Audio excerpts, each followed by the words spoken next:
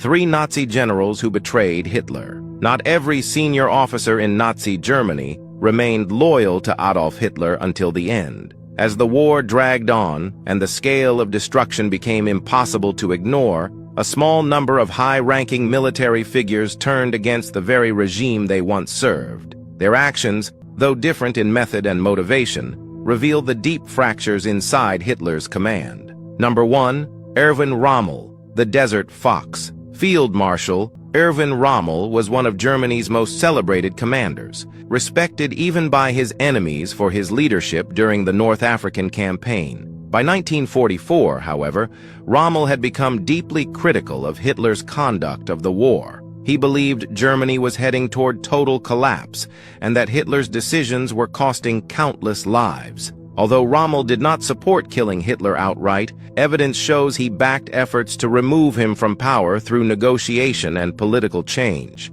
After the failed July 20 plot, Rommel was implicated due to his associations with the conspirators. To avoid a public trial that could damage morale, Hitler gave Rommel a grim choice: face trial before the People's Court, or take poison to protect his family. Rommel died on October 14, 1944, and was given a state funeral to conceal the truth. Number 2. Wilhelm Canaris. Admiral Wilhelm Canaris, head of Germany's military intelligence agency, the Abwehr, played a far more secretive role. While officially serving the Reich, Canaris quietly worked against Nazi policies. He used his position to undermine Hitler's plans, leak misleading intelligence, and assist resistance efforts. Historical records confirm that members of his network helped persecuted civilians escape and maintained contact with anti-Nazi groups across Europe. As Hitler tightened control over Germany's intelligence services,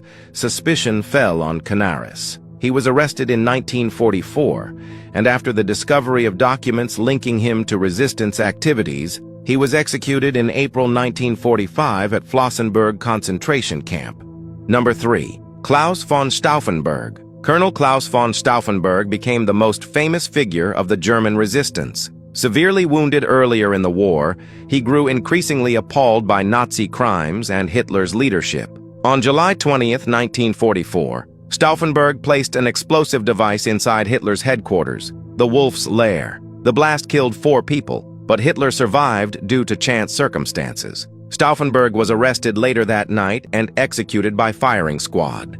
Together, these men demonstrate that opposition to Hitler existed even within his own military leadership.